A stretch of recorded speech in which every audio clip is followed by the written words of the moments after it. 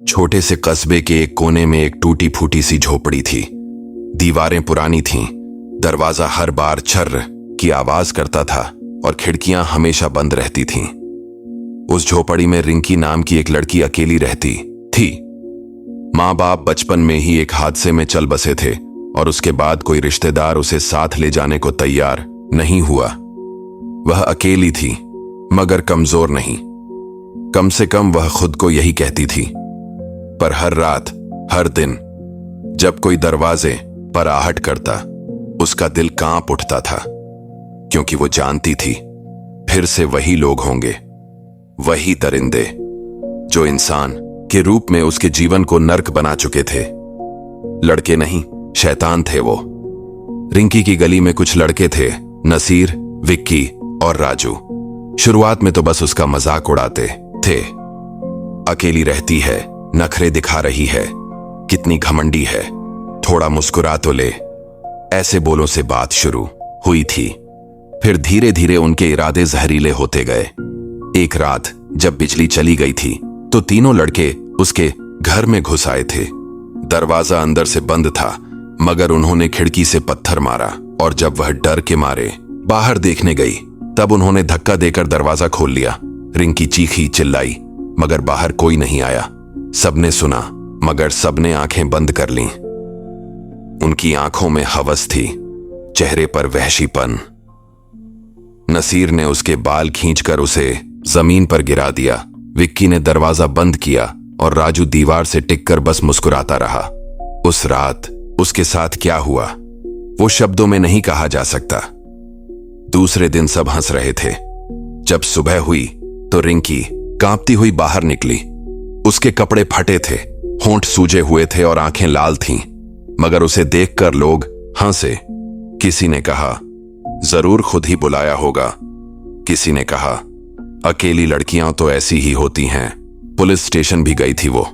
Inspector ने report लिखने से पहले पूछा, कुछ लिया था क्या रात को? शराब पी थी क्या? फिर हंसने लगा। आज मैं तुम्हें अपनी कहानी सुना रही हूं। एक शाम जब सूरज ढलने को था, रिंकी मंदिर के पीछे एक पुरानी चबूतरी पर बैठी थी। वहां एक महिला बैठी थी, अधेड़ उम्र की, साड़ी में लिपटी, शायद कोई समाज सेविका। उसने पूछा, बेटी, तुम इतनी चुप क्यों हो? क्या हुआ तुम्हारे साथ? वो पहली बार थी जब रिंकी रोई नहीं, बस बोलने लगी। एक एक घटना, एक एक दर्द जैसे जहर बाहर निकाल रही हो। आपको पता है दीदी, जब पहली बार उन्होंने मेरे साथ वो किया, मैं सिर्फ 14 साल की थी। उन्हें लगा मैं कुछ कहूंगी नहीं, और सच में मैंने कुछ नहीं कहा, क्योंकि मैं डरी हुई थी। हर बार जब उन्होंने मुझे छुआ, जब उन्होंने मुझे नोचा, जब उन्होंने मेरी इज्जत को खिलौना समझा, मैं चुप रही। उस महिला की आंखों में आंसू थे।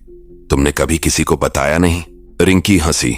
वो हंसी नहीं थी, एक टूटी हुई आत्मा की चीख थी। मैंने तो सबको बताया, अपनी आंखों से, अपने जख्मों से, अपने फटे हुए कपड़ों से, मगर किसी ने कुछ नहीं देखा। सबने बस मेरी चुप्पी को मेरी सहमति समझा। अब मैं डरती नहीं, अब मैं जलती हूं। कुछ हफ्तों बाद कस्बे में एक खबर फैली, विक्की की लाश कुएं में मिली। राजू की गाड़ी पेड़ से टकरा गई और नसीर घर छोड़कर भाग गया।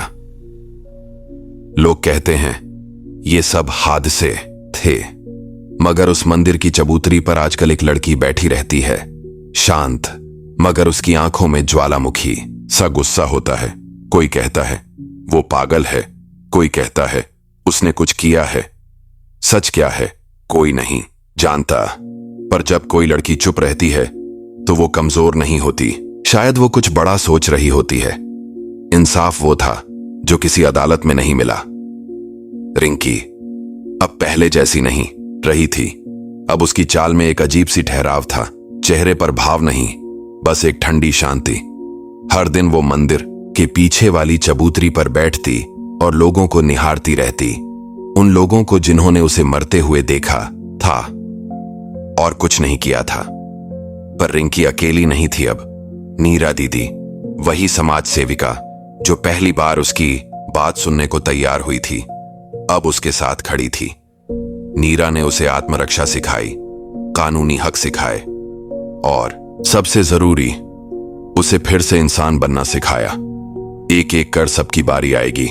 नसीर, विक्की और राजू के बाद भी कई लोग थे जिन्होंने रिंकी की मजबूरी का मजाक उड़ाया था। एक दुकानदार जिसने रात को उसे दूध देने के बहाने दरवाजा खटखटाया था। एक पड़ोसी जो हर बार छत पर चढ़कर उसकी खिड़की में झांकता था। एक स्कूल टीचर जिसने उससे कहा था, तू तो गिरी हुई लड़की है, पढ़ाई क्यों करेगी। अब रिंकी ने फैसला कर लिया था। डर के खिलाफ लड़ाई का नाम इंसाफ नहीं, आग बन चुका था। एक रात उसकी आंखों में आग थी। एक रात वही पड़ोसी हरिनाथ नशे में धुत होकर रिंकी के दरवाजे पर आया। उसे लगा अब भी रिंकी वैसी ही डरी सहमी लड़की होगी, लेकिन जैसे ही उसने दरवाजा खोला, सामने रिंकी खड़ी थी, हाथ में मिर्ची स्प्रे, और पीछे खड़ी थी नीरा दीदी, मोबाइल में वीडियो ऑन एन किए। एक कदम भी अंदर रखा तो सीधा लाइव जा रहा है ये वीडियो, नीरा ने कहा। हरिनाथ घबरा गया। उसे नहीं पता था कि अब रिंकी अकेली नहीं थी और चुप नहीं थी। पुलिस अब भी बेईमान थी, लेकिन अब डरती थी। कस्बे के थानेदार को जब पता चला कि रिंकी अब केस लड़ने जा रही है, तो उसने फिर से हंसने की कोशिश की, पर इस बार रिंकी के साथ वकील भी था, नीरा दीदी भी थी और बहुत सारे लोग जो उसकी कहानी जान चुके थे। रिंकी ने सारे नाम बताए, सारे सबूत दिए, वीडियो, ऑडियो, मेडिकल रिपोर्ट, और सबसे बड़ी बात, उसने चुप रहना छोड़ दिया था। अब उस पुलिस स्टेशन की दीवार पर रिंकी का फोटो था, बाल सुरक्षा अधिकार कार्यकर्ता के रूप में। कस्बा बदल रहा था। अब लड़कियां अकेली नहीं थीं। रिंकी ने एक छोटा सा महिला सहायता समूह बनाया। वह हर उस लड़की के पास जाती जो चुप थी, डरी हुई थी। वो कहती, अगर तुम चुप रहोगी तो वो सोचेंगे कि उन्हें हक है, लेकिन एक दिन जब तुम बोलोगी तो वो कांपेंगे। एक बार एक छोटी बच्ची आई, बोली, दीदी मेरे साथ भी बुरा हुआ है। रिंकी ने उसे गले लगा लिया और उस दिन रिंकी को पहली बार रोने की आजादी मिली। अब वो आंसू दोह के नहीं थे, ये आंसू थे एक लड़की की जीत के। अब ये एक लड़की की नहीं, आंदोलन की शुरुआत थी। रिंकी की कहानी एक पत्रकार ने सुनी, जिसने उसे एक अखबार में छापा। एक चुप्पी जिसने समाज को झकझोर दिया। फिर क्या था, सोशल मीडिया पर उसकी कहानी वायरल हो गई। कई न्यूज चैनलों ने उसे बुलाया, बहुत सी महिलाएं उससे मिलने आईं। जिन लोगों ने कभी उसकी तरफ नजर उठाकर देखा था, अब उनके चेहरे शर्म से झुके हुए थे। शहर की अदालत में एक बड़ी लड़ाई। रिंकी अब जिला कोर्ट में केस लड़ रही थी। उसने सिर्फ नसीर, विक्की और राजू की मौत की जांच नहीं मांगी थी, बल्कि पूरे कस्बे के उन लोगों पर केस दायर किया था जिन्होंने या तो उसका शोषण किया था या चुप रहकर उसे मरते देखा। कई लोग हक्के बक्के रह गए। वकील ने पूछा, आप सबूत कहां से लाएंगी? रिंकी ने धीरे से कहा, जब एक लड़की टूटती है उसके आंसू सबसे बड़ा सबूत होते हैं, पर मैंने अब आंसू रोक दिए हैं। अब मैं सिर्फ आग हूं। नीरा दीदी ने अदालत में हर लड़की के बयान रिकॉर्ड करवाए जिन्होंने पहले चुप्पी साध रखी थी।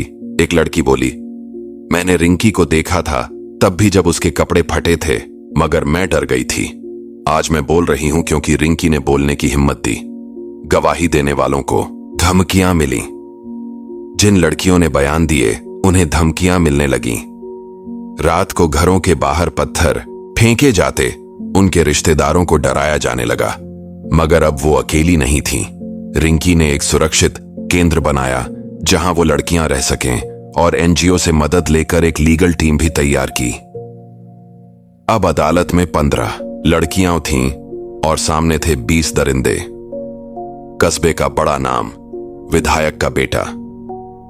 जैसे जैसे केस आगे बढ़ा, एक नाम और सामने आया, विधायक दयाराम का बेटा समर।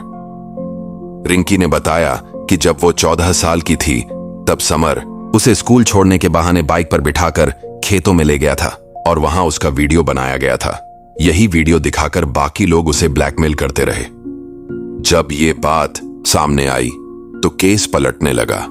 विधायक ने मीडिया में बयान दिया, ये सब राजनीति है, हमारा बेटा ऐसा नहीं कर सकता, लड़की खुद ही बदनाम है।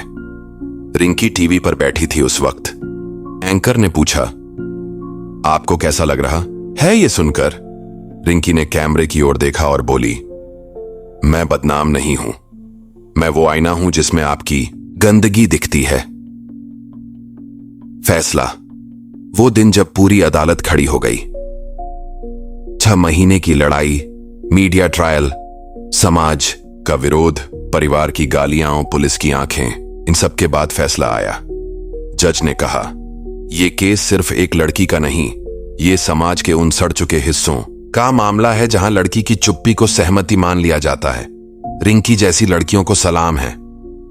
नसीर, विक्की, राजू की मौतों को प्राकृतिक नहीं माना गया, मगर सबूत न होने पर केस बंद कर दिया गया। पर समर और बाकी 11 आरोपियों को 20 साल की सजा सुनाई गई। अब रिंकी क्या कर रही है? अब रिंकी आवाज नाम की एक संस्था चला रही है जो यौन उत्पीड़न पीड़िताओं को कानूनी, मानसिक और सामाजिक मदद देती है।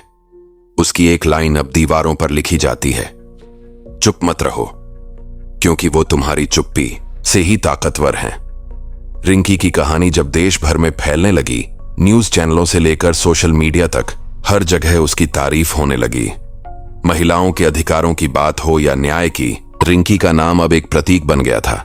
लेकिन यही नाम अब कुछ सत्ता में बैठे लोगों की नींद हराम करने लगा। रिंकी ने अब एक नई याचिका दायर की थी।